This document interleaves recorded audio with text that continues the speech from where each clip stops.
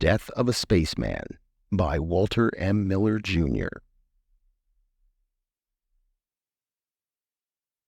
The manner in which a man has lived is often the key to the way he will die. Take old man Donegal, for example. Most of his adult life was spent in digging a hole through space to learn what was on the other side. Would he go out the same way?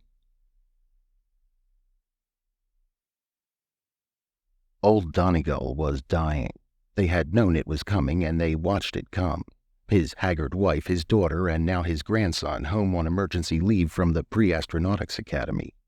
Old Donegal knew it too, and had known it from the beginning when he had begun to lose control of his legs and was forced to walk with a cane.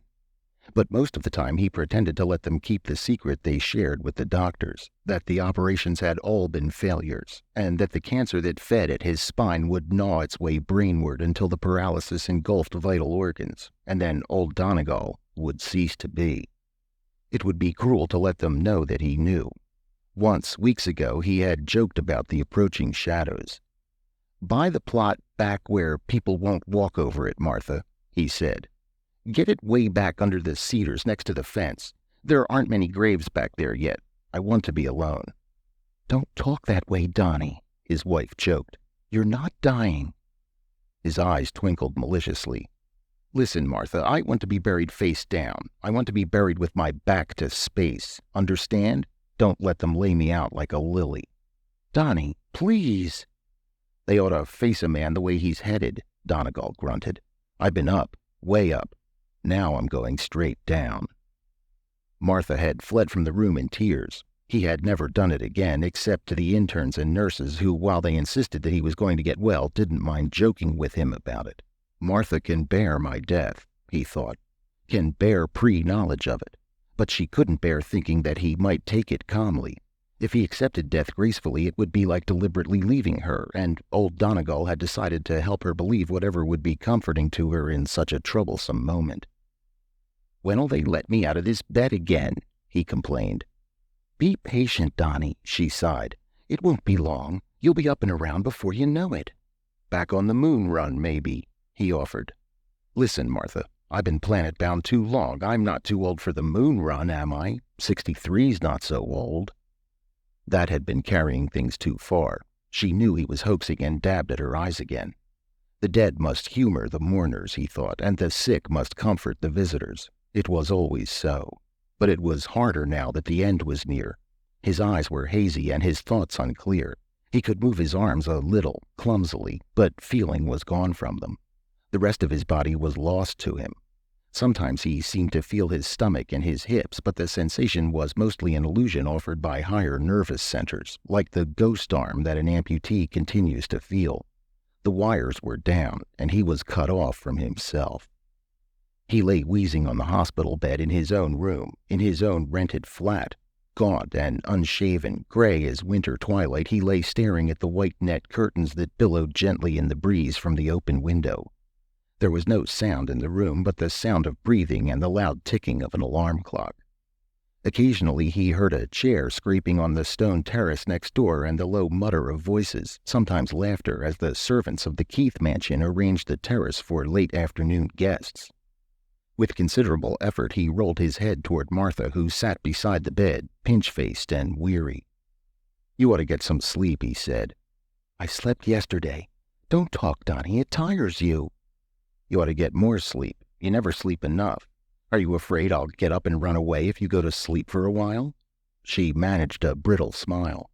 "There'll be plenty of time for sleep when you're well again." The brittle smile fled, and she swallowed hard like swallowing a fishbone. He glanced down and noticed that she was squeezing his hand spasmodically. There wasn't much left of the hand, he thought, bones and ugly tight-stretched hide spotted with brown. Bulging knuckles with yellow cigarette stains. "My hand." He tried to tighten it, tried to squeeze Martha's thin one in return. He watched it open and contract a little, but it was like operating a remote control mechanism. "Goodbye, hand. You're leaving me the way my legs did," he told it. "I'll see you again in hell." "How hammy can you get, old Donegal? You maudlin ass." "Requiescat," he muttered over the hand and let it lie in peace. Perhaps she heard him. "Donnie," she whispered, leaning closer. Won't you let me call the priest now? Please." He rattled a sigh and rolled his head toward the window again. "Are the Keiths having a party today?" he asked. "Sounds like they're moving chairs out there on the terrace." "Please, Donnie, the priest." He let his head roll aside and closed his eyes as if asleep. The bed shook slightly as she quickly caught at his wrist to feel for a pulse. "If I'm not dying, I don't need a priest," he said sleepily. "That's not right," she scolded softly. "You know that's not right, Donnie. You know better." Maybe I'm being too rough on her, he wondered. He hadn't minded getting baptized her way and married her way and occasionally priest-handled the way she wanted him to when he was home from a space run, but when it came to dying, old Donegal wanted to do it his own way. He opened his eyes at the sound of a bench being dragged across the stone terrace. "Martha, what kind of party are the Keiths having today?" "I wouldn't know," she said stiffly. "You'd think they'd have a little more respect. You'd think they'd have put it off a few days." "Until you feel better." "I feel fine, Martha. I like parties. I'm glad they're having one. Pour me a drink, will you? I can't reach the bottle anymore." "It's empty." "No, it isn't, Martha. It's still a quarter full. I know. I've been watching it." "You shouldn't have it, Donnie. Please don't." "But this is a party, Martha. Besides, the doctors say I can have whatever I want. Whatever I want, you hear? That means I'm getting well, doesn't it?" "Sure, Donnie, sure. Getting well." "The whiskey, Martha. Just a finger in a tumbler, no more. I want to feel like it's a party." Her throat was rigid as she poured it. She helped him get the tumbler to his mouth. The liquor seared his throat, and he gagged a little as the fumes clogged his nose. Good whiskey. The best. But he couldn't take it anymore. He eyed the green stamp on the neck of the bottle on the bed table and grinned. He hadn't had whiskey like that since his space days. Couldn't afford it now. Not on a blastman's pension. He remembered how he and Cade used to smuggle a couple of fifths aboard for the moon run. If they caught you, it meant suspension, but there was no harm in it, not for the blast room men who had nothing much to do from the time the ship acquired enough velocity for the long coaster ride until they started the rockets again for lunar landing. You could drink a fifth, jettison the bottle through the trash lock, and sober up before you were needed again. It was the only way to pass the time in the cramped cubicle, unless you ruined your eyes trying to read by the glow lamps. Old Donegal chuckled. If he and Cade had stayed on the run, Earth would have a ring by now like Saturn, a ring of old granddad bottles. "You said it, Donnie boy," said the misty man by the billowing curtains. "Who else knows the Gegenschein is broken glass?" Donegal laughed. Then he wondered what the man was doing there. The man was lounging against the window, and his unzipped space rig draped about him in an old familiar way. Loose plug-in connections and hose ends dangled about his lean body. He was freckled and grinning. "Cade," old Donegal breathed softly. "What did you say, Donnie?" Martha answered. Old Donegal blinked hard and shook his head. Something let go with a soggy snap, and the misty man was gone. I'd better take it easy on the whiskey, he thought. You got to wait, Donegal, old lush, until Nora and Ken get here. You can't get drunk until they're gone, or you might get them mixed up with memories like Cade's. Car doors slammed in the street below. Martha glanced toward the window. "Think it's them? I wish they'd get here. I wish they'd hurry." Martha arose and tiptoed to the window. She peered down toward the sidewalk, put on a sharp frown. He heard a distant mutter of voices and occasional laughter, with group footsteps milling about on the sidewalk. Martha murmured her disapproval and closed the window. "Leave it open," he said. "But the Keiths' guests are starting to come. There'll be such a racket." She looked at him hopefully, the way she did when she prompted his manners before company came. Maybe it wasn't decent to listen in on a party when you're dying, he thought. But that wasn't the reason. "Donegal, your chamber pressure's dropping off. Your brains are in your butt end, where a spacer's brains belong, but your butt end died last month. She wants the window closed for her own sake, not yours." "Leave it closed," he grunted, "but open it again before the moon run blasts off. I want to listen." She smiled and nodded, glancing at the clock. "It'll be an hour and a half yet. I'll watch the time." "I hate that clock. I wish you'd throw it out. It's loud." "It's your medicine clock, Donnie." She came back to sit down at his bedside again. She sat in silence. The clock filled the room with its clicking pulse. "What time are they coming?" he asked. "Nora and Ken, they'll be here soon. Don't fret." "Why should I fret?" he chuckled. "That boy, he'll be a good spacer, won't he, Martha?" Martha said nothing, fanning at a fly that crawled across his pillow. The fly buzzed up in an angry spiral and alighted on the ceiling. Donegal watched it for a time. The fly had natural-born space legs. "I know your tricks," he told it with a smile, "and I learned to walk on the bottom side of things before you were a maggot. You stand there with your magnasoles hanging to the hull, and the rest of you's in free fall. You jerk a sole loose, and your knee flies up to your belly, and reaction spins you half around and near throws your other hip out of joint if you don't jam the foot down fast and jerk up the other. It's worse than trying to run through knee-deep mud with snowshoes, and a man will go nuts trying to keep his arms and legs from taking off in odd directions. I know your tricks, fly." But the fly was born with his magnasoles, and he trotted across the ceiling like Donegal never could. "That boy, Ken, he ought to make a damn good space engineer," wheezed the old man. Her silence was long, and he rolled his head toward her again. Her lips tight, she stared down at the palm of his hand, unfolded his bony fingers, felt the crackled calluses that still welted the shrunken skin, calluses worn there by the linings of space gauntlets and the handles of fuel valves and the rungs of get-about ladders during freefall. "I don't know if I should tell you," she said. "Tell me what, Martha?" She looked up, slowly scrutinizing his face. "Ken's changed his mind, Nora says. Ken doesn't like the academy. She says he wants to go to medical school." Old Donegal thought it over, nodded absently. "That's fine. Space medics get good pay." He watched her carefully. She lowered her eyes, rubbed at his calluses again. She shook her head slowly. "He doesn't want to go to space." The clock clicked loudly in the closed room. "I thought I ought to tell you so you won't say anything to him about it," she added. Old Donegal looked grayer than before. After a long silence, he rolled his head away and looked toward the limp curtains. "Open the window, Martha," he said. Her tongue clucked faintly as she started to protest, but she said nothing. After frozen seconds, she sighed and went to open it. The curtains billowed, and a babble of conversation blew in from the terrace of the Keith mansion. With the sound came the occasional brassy discord of a musician tuning his instrument. She clutched the window sash as if she wanted to slam it closed again. "Well, music," grunted old Donegal. "That's good. This is some shebang. Good whiskey and good music and you." He chuckled, but it choked off into a fit of coughing. "Donnie, about Ken." "No matter, Martha," he said hastily. "Space medic's pay is good." "But, Donnie." She turned from the window, stared at him briefly, then said, "Sure, Donnie, sure," and came back to sit down by his bed. He smiled at her affectionately. She was a man's woman, was Martha, always had been, still was.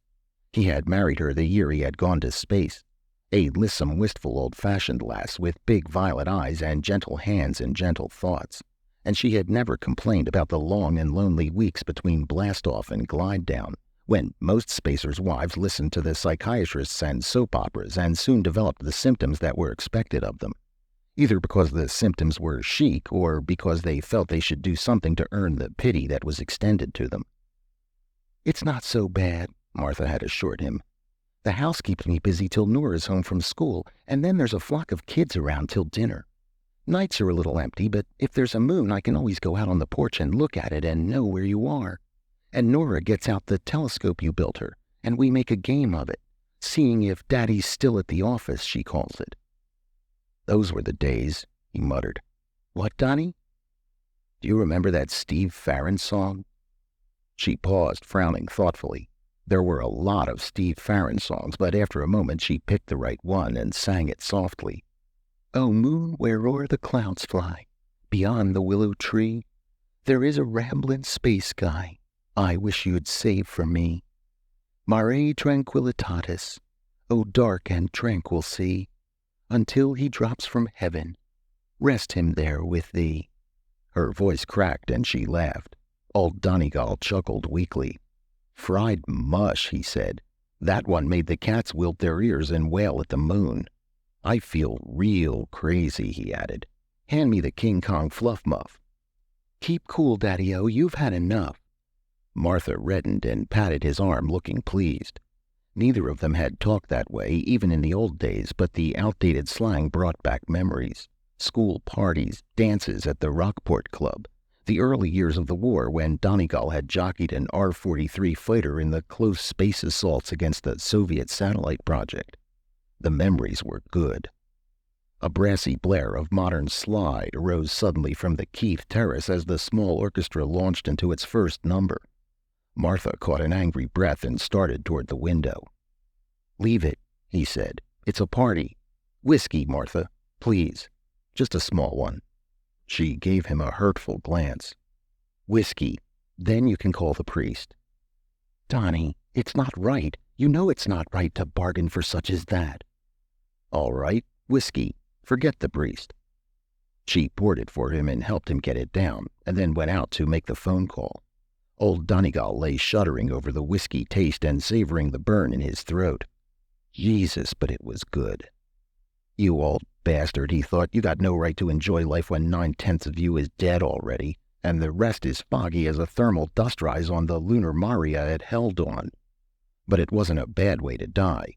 It ate your consciousness away from the feet up, it gnawed away the present, but it let you keep the past, until everything faded and blended. Maybe that's what eternity was, he thought. One man's subjective past, all wrapped up and packaged for shipment, a single space-time entity, a one-man microcosm of memories, when nothing else remains. "If I've got a soul, I made it myself," he told the gray nun at the foot of his bed. The nun held out a pie pan, rattled a few coins in it. "Contribute to the radiation victims' relief?" The nun purred softly. "I know you," he said. "You're my conscience. You hang around the officers' mess, and when we get back from a sortie, you make us pay for the damage we did." "But that was 40 years ago." The nun smiled, and her luminous eyes were on him softly. "Mother of God," he breathed and reached for the whiskey. His arm obeyed. The last drink had done him good. He had to watch his hand to see where it was going and squeezed the neck until his fingers whitened so that he knew that he had it. But he got it off the table and onto his chest, and he got the cork out with his teeth. He had a long pull at the bottle, and it made his eyes water and his hands grow weak, but he got it back to the table without spilling a bit, and he was proud of himself. The room was spinning like the cabin of a gyrograbbed ship. By the time he wrestled it to a standstill, the nun was gone. The blare of music from the Keith Terrace was louder, and laughing voices blended with it, chairs scraping and glasses rattling. "A fine party, Keith. I'm glad you picked today." This shebang would be the younger Keith's affair. Ronald Tonweiler Keith III, scion of Orbital Engineering and Construction Company, builders of the moon shuttle ships that made the run from the satellite station to Luna and back. It's good to have such important neighbors, he thought. He wished he had been able to meet them while he was still up and about, but the Keith's place was walled in, and when a Keith came out, he charged out in a limousine with a chauffeur at the wheel, and the iron gate closed again. The Keiths built the wall when the surrounding neighborhood began to grow shabby with age. It had once been the best of neighborhoods, but that was before old Donegal lived in it. Now it consisted of sooty old houses and rented flats, and the Keith place was really not a part of it anymore. Nevertheless, it was really something when a pensioned blastman could say, "I live out close to the Keiths, you know, the Ronald Keiths." At least, that's what Martha always told him. The music was so loud that he never heard the doorbell ring, but when a lull came, he heard Nora's voice downstairs and listened hopefully for Ken's. But when they came up, the boy was not with them. "Hello, Skinny Britches," he greeted his daughter. Nora grinned and came over to kiss him. Her hair dangled about his face, and he noticed that it was blacker than usual, with the gray streaks gone from it again. "You smell good," he said. "You don't, Pops. You smell like a sot. Naughty." "Where's Ken?" She moistened her lips nervously and looked away. "He couldn't come. He had to take a driver's lesson. He really couldn't help it. If he didn't go, he'd lose his turn, and then he wouldn't finish before he goes back to the academy." She looked at him apologetically. "It's all right, Nora." "If he missed it, he wouldn't get his copter license until summer." "It's okay. Copters? Hell, the boy should be in jets by now." Several breaths passed in silence. She gazed absently toward the window and shook her head. No jets, Pop. Not for Ken. He glowered at her. Listen, how'll he get into space? He's got to get his jet license first. Can't get in rockets without him. Nora shot a quick glance at her mother. Martha rolled her eyes as if sighing patiently. Nora went to the window to stare down toward the Keith terrace. She tucked a cigarette between scarlet lips, lit it, blew nervous smoke against the pane. Mom, can't you call them and have that racket stopped? Donnie says he likes it. Nora's eyes flitted over the scene below. Female butterflies and puppy dogs in sport jackets. And the cadets, she snorted. Cadets. Imagine Ron Keith III ever going to space. The old man buys his way into the academy and they throw a brawl as if Ronnie passed the compets. Maybe he did, growled old Donegal. Huh. They live in a different world, I guess, Martha sighed. If it weren't for men like Pops, they'd never have made their fortune. I like the music, I tell you, grumbled the old man. I'm half a mind to go over there and tell them off, Norma murmured. Let them alone, just so they'll stop the racket for blastaway. Look at them. Polite little pattern cuts, all alike. They take pre-space because it's the thing to do, then they quit before the payoff comes. How do you know they'll quit? That party. I bet it cost 6 months' pay. Spacers pay, she went on, ignoring him. And what do real spacers get? Ole gets killed, and Pop's pension wouldn't feed the Keith's cat. You don't understand, girl. I lost Ole. I understand enough. He watched her silently for a moment, then closed his eyes. It was no good trying to explain, no good trying to tell her the dough didn't mean a damn thing. She'd been a spacer's wife, and that was bad enough, but now she was a spacer's widow. And Ole? Ole's tomb revolved around the sun in an eccentric orbit that spun in close to Mercury, then reached out into the asteroid belt once every 725 days. When it came within rocket radius of Earth, it whizzed past at close to 15 miles a second. You don't rescue a ship like that, Skinny Britches, my darling daughter, nor do you salvage it after the crew stops screaming for help. If you use enough fuel to catch it, you won't get back. You just leave such a ship there forever, like an asteroid. And it's a damn shame about the men trapped aboard. Heroes all, no doubt. But the smallness of the widow's monthly check failed to confirm the heroism, and Nora was bitter about the price of Ole's memory. Perhaps. Ouch! Old Donegal, you know she's not like that. It's just that she can't understand about space. You ought to make her understand. But did he really understand himself? You ride hot in a roaring blast room, hands tense on the mixer controls and the pumps, eyes glued to instruments, body sucked down in a four-gravity thrust and wait for the command to choke off. Then you float free and weightless in a long nightmare as the beast coasts moonward, a flung javelin. The romance of space. Drivel, written in the old days. When you're not blasting, you float in a cramped hotbox, crawl through dirty mazes of greasy pipe and cable to tighten a lug, scratch your arms and bark your shins, get sick and choked up because no gravity helps your gullet get the food down. Liquid is worse, but you gag your whiskey down because you have to. Stars? You see stars by squinting through a viewing lens, and it's like a photo transparency. And if you aren't careful, you'll get an eyeful of old blinder and back off with a punch-drunk retina. Adventure? Unless the skipper calls for course correction, you float around in the blast cubicle with damn little to do between blastaway and moondown, except sweat out the omniscient accident statistics. If the beast blows up or gets gutted in space, a statistic had your name on it. That's all. And there's no fighting back. You stay outwardly sane because you're a hog for punishment. If you weren't, you'd never get past the psychologists. Did you like horror movies when you were a kid? Asked the psych. And you damn well better answer yes if you want to go to space. Tell her, old man. You're her pop. Tell her why it's worth it if you know. You jail yourself in a coffin-sized cubicle, and a crazy beast thunders berserk for uncontrollable seconds, and then you soar in ominous silence for the long, long hours. Grow sweaty, filthy, sick, miserable, idle somewhere out in the big empty, where man's got no business except the trouble he's always making for himself wherever he goes. Tell her why it's worth it, for pay less than a good bricklayer's. Tell her why Ole would do it again. It's a sucker's run, Nora, he said. You go looking for kicks, but the only kicks you get to keep is what Ole got. God knows why, but it's worth it. Nora said nothing. He opened his eyes slowly. Nora was gone. Had she been there at all? He blinked around at the fuzzy room and dissolved the shifting shadows that sometimes emerged as old friendly faces grinning at him. He found Martha. "You went to sleep," said Martha. "She had to go. Kenny called. He'll be over later if you're not too tired." "I'm not tired. I'm all head. There's nothing much to get tired." "I love you, old Donegal." "Hold my hand again." "I'm holding it, old man." "Then hold me where I can feel it."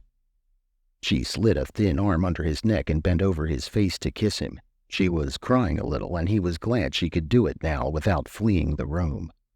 "Can I talk about dying now?" he wondered aloud. She pinched her lips together and shook her head. "I lie to myself, Martha. You know how much I lie to myself?" She nodded slowly and stroked his gray temples. "I lie to myself about Ken and about dying. If Ken turned spacer, I wouldn't die. That's what I told myself, you know?" She shook her head. "Don't talk, Donnie, please." "A man makes his own soul, Martha." "That's not true. You shouldn't say things like that." "A man makes his own soul, but it dies with him unless he can pour it into his kids and his grandchildren before he goes. I lied to myself. Ken's a yellow belly. Nora made him one, and the boots won't fit." "Don't, Donnie. You'll excite yourself again." "I was going to give him the boots, the overboots with magnasoles, but they won't fit him. They won't ever fit him. He's a lily-livered lapdog, and he whines. Bring me my boots, woman." "Donnie." "The boots. They're in my locker in the attic. I want them." "What on earth?" "Bring me my goddamn space boots and put them on my feet. I'm going to wear them." "You can't. The priest's coming." "Well, get them anyway. What time is it? You didn't let me sleep through the moon run blast, did you?" She shook her head. "It's half an hour yet. I'll get the boots if you promise not to make me put them on you." "I want them on."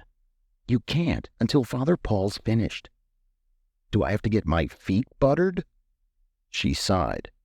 "I wish you wouldn't say things like that. I wish you wouldn't, Donnie. It's sacrilege. You know it is." "All right. Anointed," he corrected wearily. "Yes, you do." "The boots, woman. The boots." She went to get them.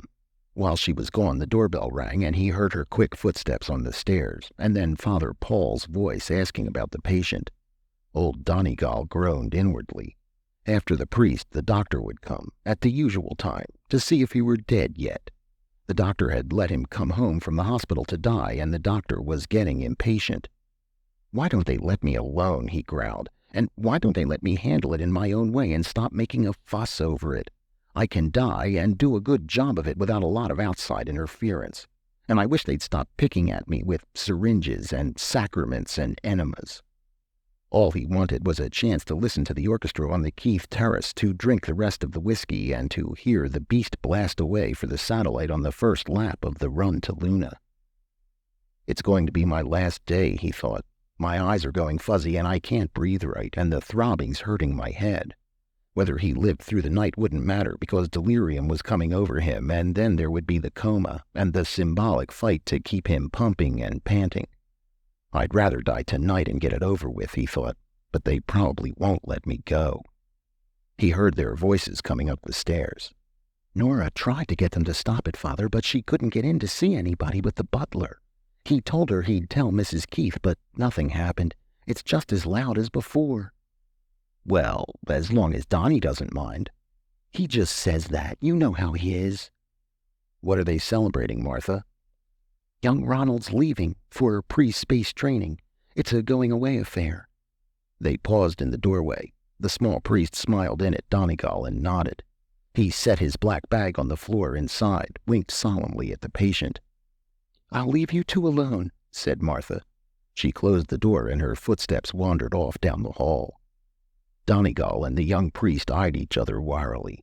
"You look like hell, Donegal," the padre offered jovially. "Feeling nasty?" "Skip the small talk. Let's get this routine over with." The priest harumphed thoughtfully. sauntered across to the bed, gazed down at the old man disinterestedly. "What's the matter? Don't want the routine? Rather play it tough?" "What's the difference?" he growled. "Hurry up and get out. I want to hear the beast blast off." "You won't be able to," said the priest, glancing at the window, now closed again. "That's quite a racket next door." "They'd better stop for it. They'd better quiet down for it. They'll have to turn it off for 5 minutes or so." "Maybe they won't." It was a new idea, and it frightened him. He liked the music and the party's gaiety, the nearness of youth and good times, but it hadn't occurred to him that it wouldn't stop so he could hear the beast. "Don't get upset, Donegal. You know what a blast-off sounds like." "But it's the last one, the last time. I want to hear." "How do you know it's the last time?" "Hell, don't I know when I'm kicking off?" "Maybe, maybe not. It's hardly your decision." "It's not, eh?" Old Donegal fumed. "Well, Biggood, you'd think it wasn't. You'd think it was Martha's and yours and that damn fool Medic's. You'd think I got no say-so. Who's doing it anyway?" "I would guess," Father Paul grunted sourly, "that Providence might appreciate his fair share of the credit." Old Donegal made a surly noise and hunched his head back into the pillow to glower. "You want me?" the priest asked, "or is this just a case of wifely conscience?" "What's the difference? Give me the business and scram." "No soap. Do you want the sacrament, or are you just being kind to your wife? If it's for Martha, I'll go now." Old Donegal glared at him for a time, then wilted. The priest brought his bag to the bedside. "Bless me, Father, for I have sinned." "Bless you, son." "I accuse myself." Tension, anger, helplessness. They had all piled up on him, and now he was feeling the after-effects, vertigo, nausea, and the black confetti, a bad spell. The whiskey. If he could only reach the whiskey. Then he remembered he was receiving a sacrament and struggled to get on with it. Tell him, old man, tell him of your various rottennesses and vile transgressions, if you can remember some. A sin is whatever you're sorry for, maybe. But, old Donegal, you're sorry for the wrong things, and this young Jesuitical gadget wouldn't like listening to it. I'm sorry I didn't get it instead of Ole, and I'm sorry I fought in the war, and I'm sorry I can't get out of this bed and take a belt to my daughter's backside for making a puny whelp out of Ken, and I'm sorry I gave Martha such a rough time all these years, and wound up dying in a cheap flat instead of giving her things like the Keiths had. I wish I had been a sharpster, contractor, or thief, instead of a common laboring spacer whose species lost its glamour after the war. Listen, old man, you made your soul yourself, and it's yours. This young dispenser of oils, substances, and mysteries wishes only to help you scrape off the rough edges and gouge out the bad spots.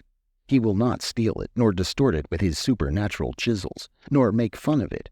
He can take nothing away, but only cauterize and neutralize, he says. So why not let him try?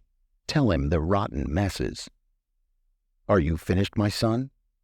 Old Donegal nodded wearily and said what he was asked to say, and heard the soft mutter of Latin that washed him inside and behind his ghostly ears. Ego ti absolvo in nomine Patris. And he accepted the rest of it lying quietly in the candlelight and the red glow of the sunset through the window, while the priest anointed him and gave him bread and read the words of the soul in greeting its spouse. I was asleep, but my heart waked. It is the voice of my beloved calling. Come to me, my love, my dove, my undefiled. And from beyond the closed window came the sarcastic wail of a clarinet painting hot slides against a rhythmic background. It wasn't so bad, old Donegal thought when the priest was done.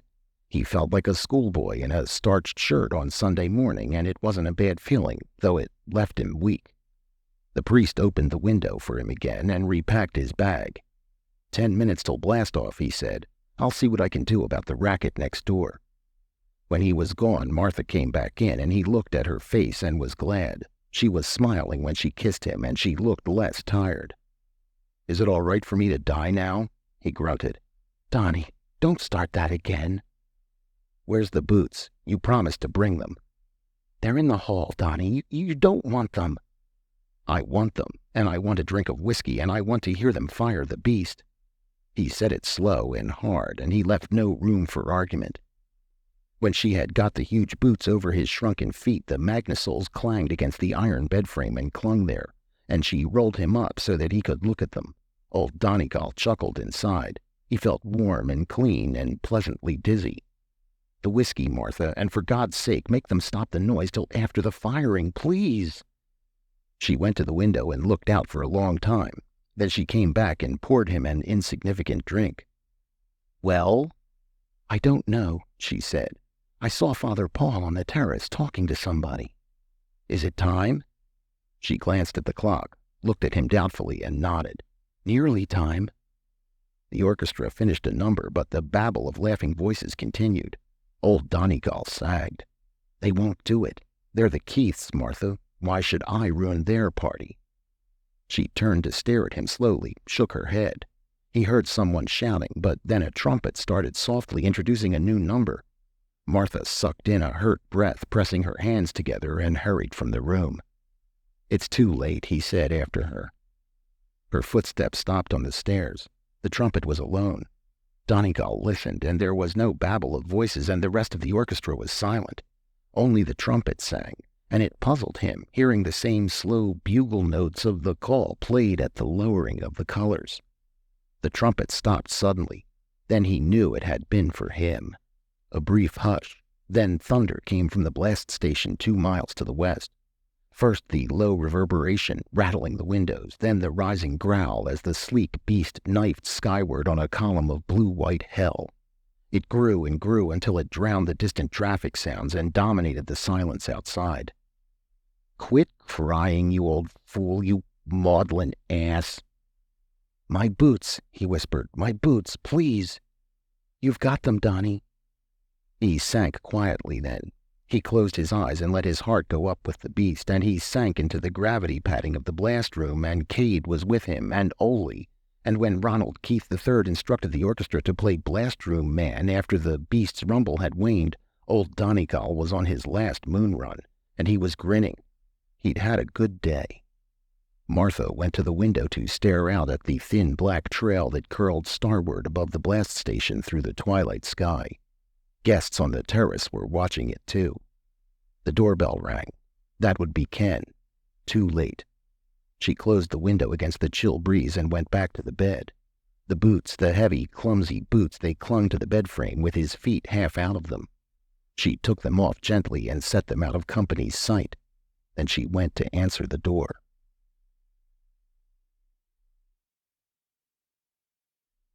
End of Death of a Spaceman by Walter M. Miller, Jr.